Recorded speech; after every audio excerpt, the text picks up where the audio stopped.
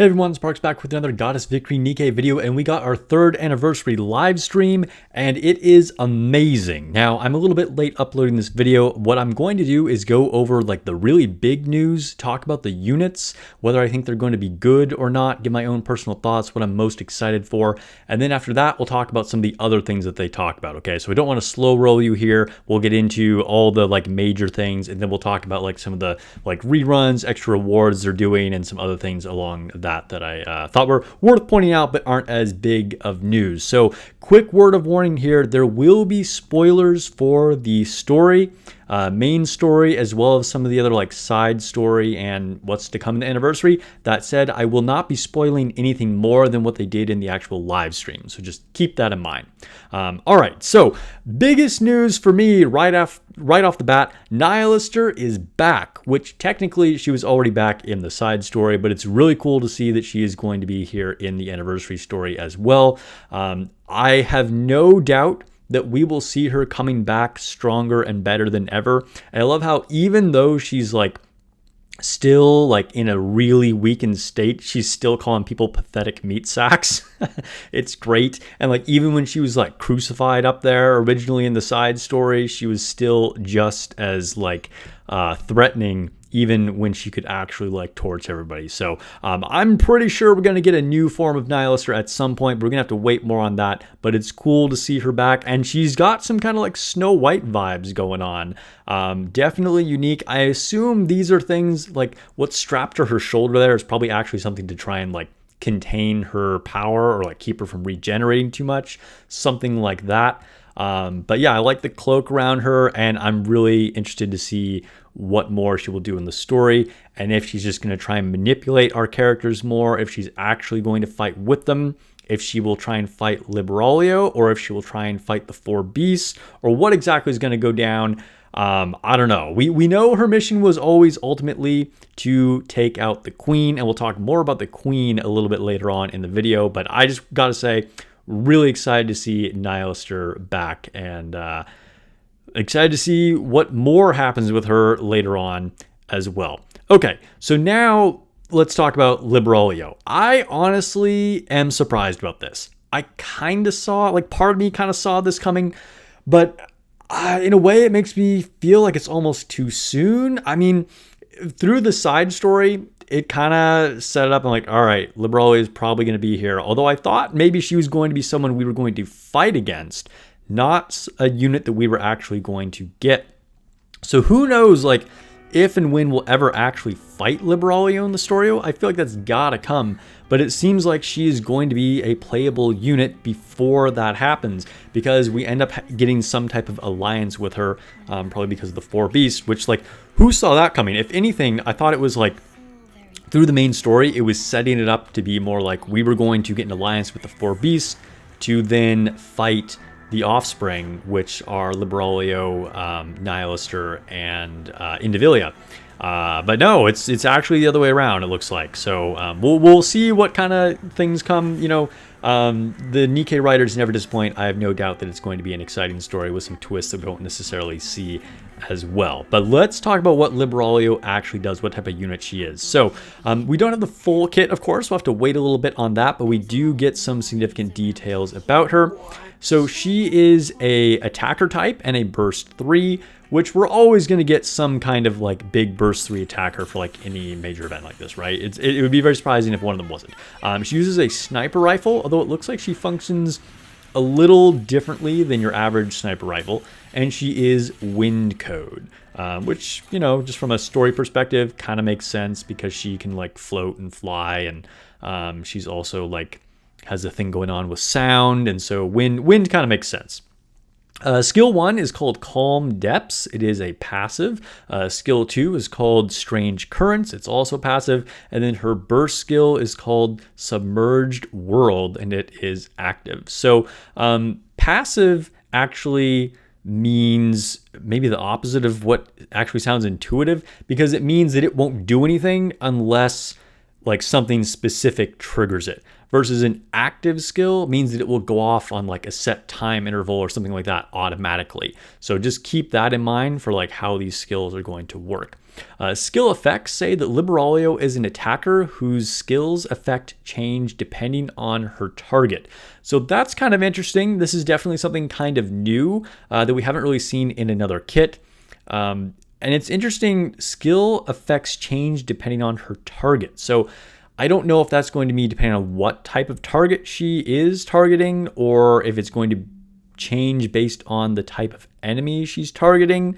That's going to be interesting to find out. I mean, obviously we can try and make guesses from what she does in the video, but it really does not reveal a lot other than that her burst animation is her calling a big wave, and she's pissed about being woken up from her nap. She also has a really unique like aiming reticle that we haven't really seen for any other unit. What else does it say? Her burst skill increases her attack power and deals massive damage to multiple enemies. So she's going to be doing a big AoE attack, and I am sure this is going to be strong. Like, there's just no way she is not going to be strong. I mean, lore-wise, which doesn't always carry over, she is set up to be even stronger than Nihilister, and Nihilister was probably stronger than Indivilia, and all of the heretics are stronger than pretty much all of the pilgrims. So, I mean, Liberaglio is like the top of the food chain as far as like lore goes in the story. So whether she'll live up to that or not, we'll find out. But I think she's a cool character, very interesting character. I know some people aren't really into her design. I think the whole like jellyfish thing is kind of unique. You know, it kind of adds to like a slight like eldritch horror kind of effect to her, makes her a little scarier. But that's just my take. I don't know. Let me know what your thoughts are on Liberaglio. Also, like her defense position, which she's like undercover, is basically her looking like she's ducking down, ready to take a nap, which is definitely very unique as well. I'm pretty excited to see what she will do. Honestly, we'll see how that goes. All right, the next big thing, of course, is Nayuta. So Nayuta is going to be the big star of the event. It looks like everything's going to center around her. We've been introduced to her a few chapters ago in the story. We learned a lot more about her in the side story as well. She is a surprise 4th member of Pioneer, along with Scarlet, Rapunzel, and Snow White. And I think a lot of people weren't that into it at first, but I think she looks really cool. And like, the more we learn about her, and the fact that she has these clones like searching the world for like intel, is really interesting. And they like stepped up her aesthetic. Like, she has kind of like a form transformation, so she has like the cloak that's around her, and then she like kind of reveals more. It's kind of cool. So let's see what she does. So she is a burst 2 support, and I'm definitely in favor of this because I think we need more burst 2s. I mean, at this point in the game, we have a ton of different units, but I think burst 2 is probably the one where we have the most room for things, because there are just like an ungodly amount of strong burst 3s, and then we're pretty much set on like 5 or even 6 or 7 like really strong like cooldown reduction burst 1 units, and then burst 2 is a little more flexible. We have a lot of good ones, but I think there's the most room to like do things with that, so I'm happy about that. And she is also a code wind like Liberaglio. And she uses submachine guns. So submachine guns are generally crap, not gonna lie. But she looks a lot different than your average submachine gun. So her skill 1 is called Hypocrisy, and it is a passive. Her skill 2 is called Impermanence, and it is also a passive. And then her burst is an active, which is called Asceticism. Now, the skill effects say Nayuta is a supporter who enhances both her own and her allies' attack power and heals HP through memory absorption. So memory absorption, the fact that it is capitalized indicates that this is probably like a new like key effect. So like when memory absorption triggers, then such and such happens, like increases her allies' attack and heals HP, or if she gains enough stacks of memory absorption, then she heals and increases attack, something like that. So just that's noteworthy that memory absorption is in capitals like that. So a supporter that heals, obviously that's going to be good. An attack buff is also very good. The second bullet point says her burst skill increases allies' attack power and deals massive damage to multiple enemies. So again, a big AoE attack, kind of like Librolio. So will they work really well together? Possibly. Kind of seems like they might. Kind of similar vibes.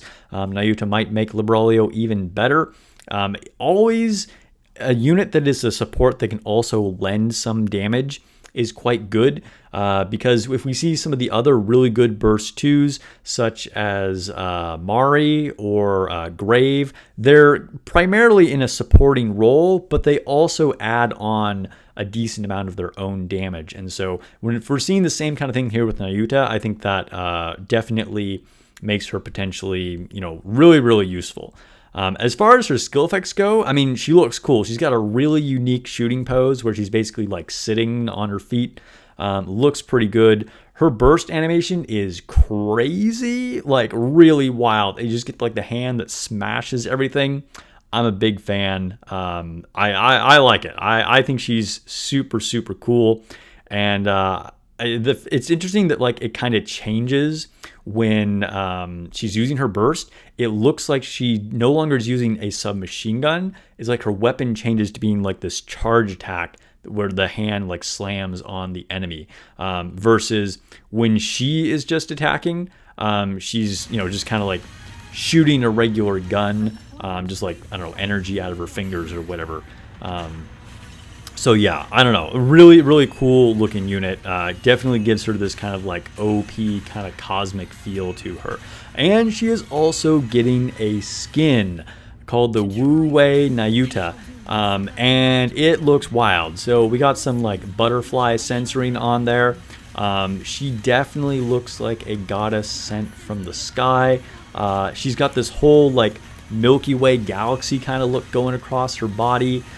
It's really, really cool. I think this is probably a must get. If you're someone who's into skins, I mean, honestly, I think she looks really cool in her normal look. But the skin just like steps it up to a new level. I'm probably going to get this skin, and I'm probably going to go back and forth on which ones I use. I switch up my units every now and then. Even if I really like a skin, sometimes I'll go back to the original and then go back to skin, something like that. Also, if anybody was afraid that Nayuta was a little too conservative with all her clothes, well, you don't have that issue with that skin. I can definitely tell you that. All right, so those are like the really big news. I mean, those are our new units, right? I'm excited for both. I'm going to be pulling for both, and I will, of course, have videos of pulls for them and full testing on them as well. And I will be streaming once the update drops as well. So make sure you subscribe so you don't miss all of that.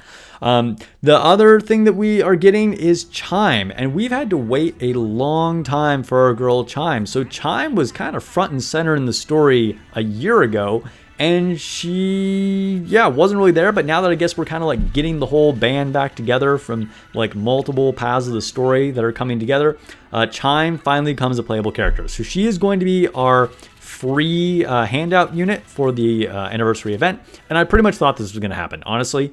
In a way, it's surprising because, like I said, she's kind of like been on the sidelines, so it feels a little random. But just when we were talking about it on stream of like who could it possibly be that they would give as a free SSR, Chime was the only one that really made sense, and here she is. So will she be good? I don't know. I mean, all of the handout SSR like pioneers have been decent.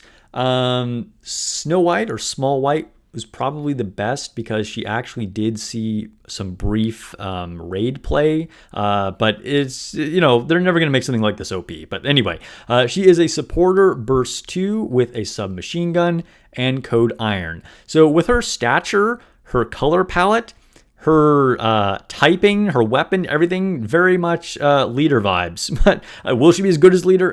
Probably not. Let's see. So her skill 1 is a passive, as well as her skill 2 is a passive, and then her burst skill is an active. So that's kind of typical, like we've seen this with all the units. That's kind of the standard thing that these skill types are going to be.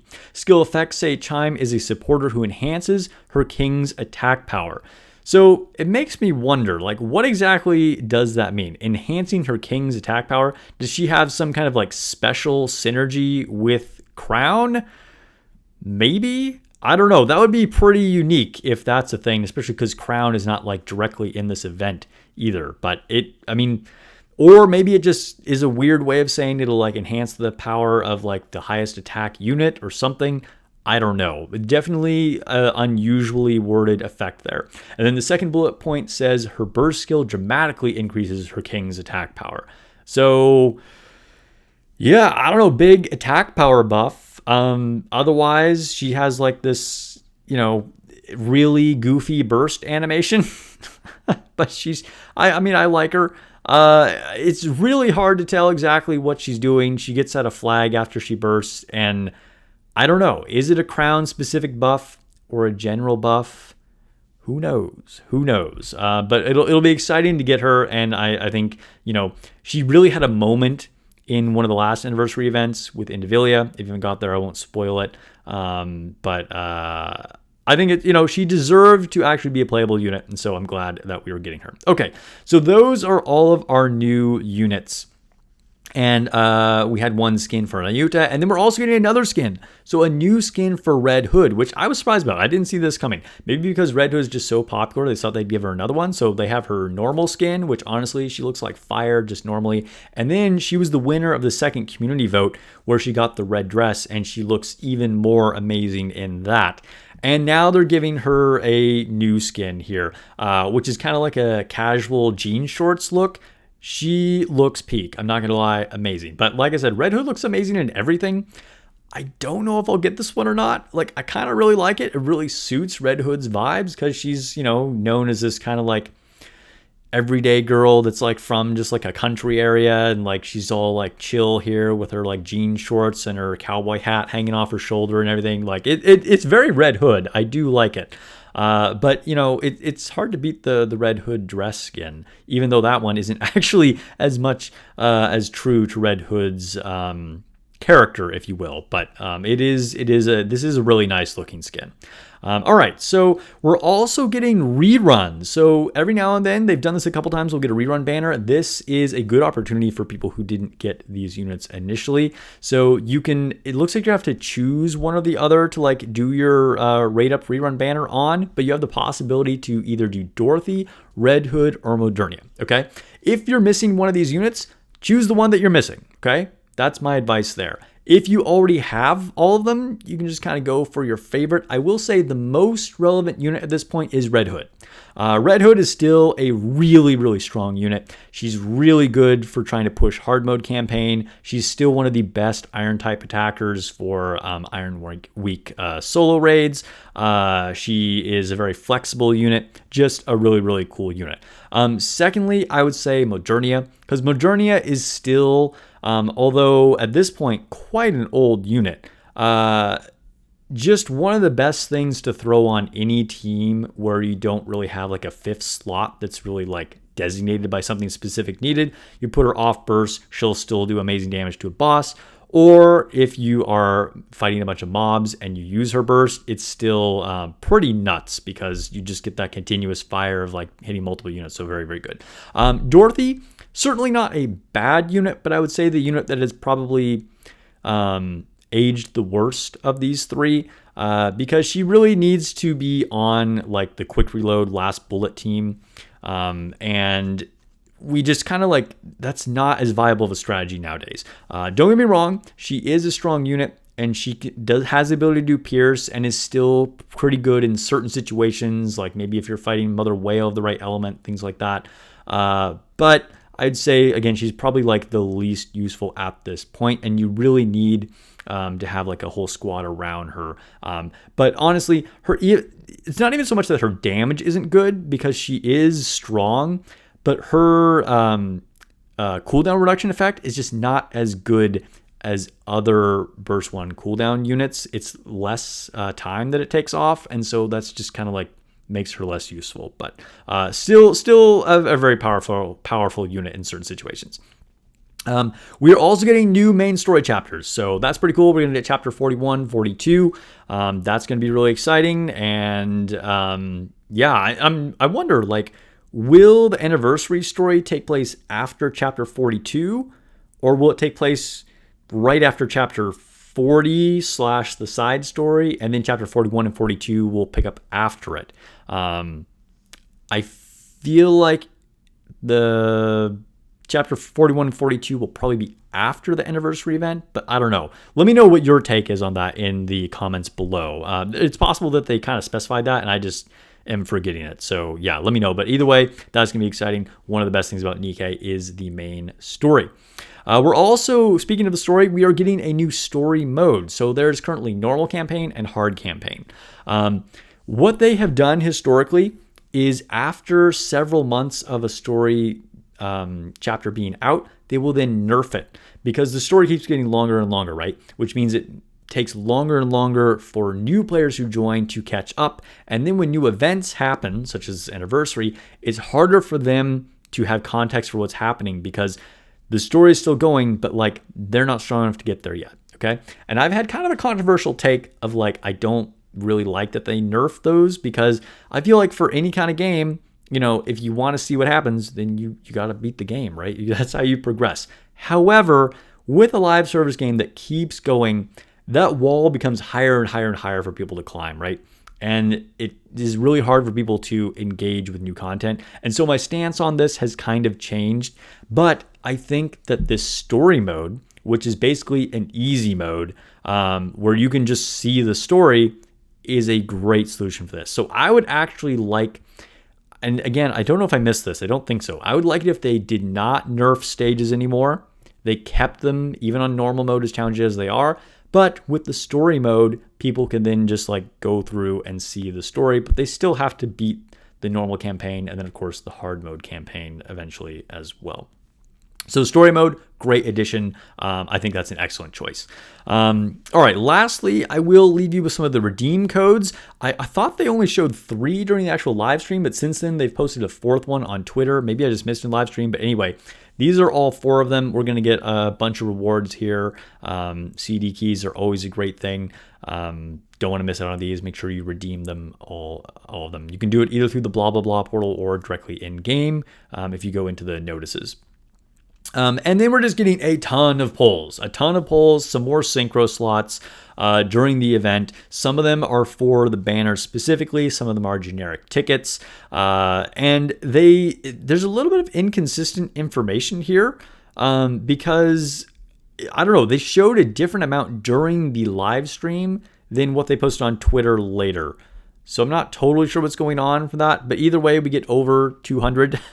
So a ton of resources, have fun, go crazy. Something that I want to get back to is the bosses. So I was about to wrap it up, but new bosses. Okay, so this is pretty exciting. So the main boss for the event looks like it's going to be the queen that is descending from space. So this is the like quote unquote real Rapture Queen. Looking crazy. So the only time we had seen her really before was in the video with Cinderella. And she's like this crazy, like almost like cyberpunk looking like thing that came out of like Ghost in the Shell. If you've seen the movies, you'll know what I'm talking about. Also has really similar vibes to one of the bosses that you fight in Stellar Blade, which is another Shift Up property. So it kind of makes sense, which I forget the name of the boss, but it's the one that you fight in the like really like Japanese looking area with like the pink tree in the background. Comment below if you remember the name of that boss, but it was a hard one. Anyway, I don't want to get too sidetracked here. So that's gonna be crazy. Now, there's got to be more to this, right? Like, presumably the queen will have like a backup somewhere, or, you know, there's going to be some other major development where now, like, you know, Nayuta declares herself the new queen or something. Who knows? Because if we kill the queen, it seems like that should almost be like, all right, we won the war. Now we just got to clean up these random raptures. So there's definitely something big. It's going to keep continuing for sure, because they're not going to just like end the game because of this. But major milestone in the story, the new queen. And she looks badass. The boss fight looks crazy. And then we are also getting a new boss called Only One, which is another queen, which I think is the actual campaign boss that we'll be fighting, probably in chapter 42. This thing looks kind of wild. It doesn't really have any kind of humanoid form. It's this kind of weird, spirally, Again, like kind of Eldritch Horror kind of vibes. And this is the new queen that the four beasts have been trying to create. And I like how we get like Professor Behemoth before this, who's like bathing in the black goo that's like trying to create her or something. So really exciting. So we have two different versions of queens to fight. Queens for everybody, apparently, except for Crown, because even though she's a queen, we call her a king. I don't know what that's about. So yeah, boss fights look wild. I'm excited. They look like they have some really like truly like scary kind of designs, like leaning in the horror direction, and I really like that. Anything else that I'm forgetting here? Oh, they did announce some things like some pop-ups. So there's going to be one in Torrance, California, which I might head down to because that's relatively close to me. There's also going to be a thing happening in Texas. And then there is going to be a concert, which is going to be, I believe, in Japan and Korea, which that would be really cool to see the orchestral concert. Maybe I'll have an opportunity to see one of those at some point. And then I just want to give a quick shout out to this really cool ink art that they did at the end, which was kind of like a highlight reel. And I just, hey, props to that artist. It looks badass. And I think it deserves a little bit of recognition because maybe a lot of people kind of like just went past that. So yeah, let me know what you're most excited for about the anniversary. For me, I mean, I did say it was like Nihilister is back. Realistically, probably not because she's not back. We'll wait until we get a new unit. Probably just how cool Nayuta is looking. Like her attacks, her powers, the new skin, everything's pretty cool. Oh, surface content. I don't know if I mentioned this. Geez, this keeps being like more things to talk about. The surface content is a new game mode we've been waiting for like a year at this point. It had a whole thing talking about it.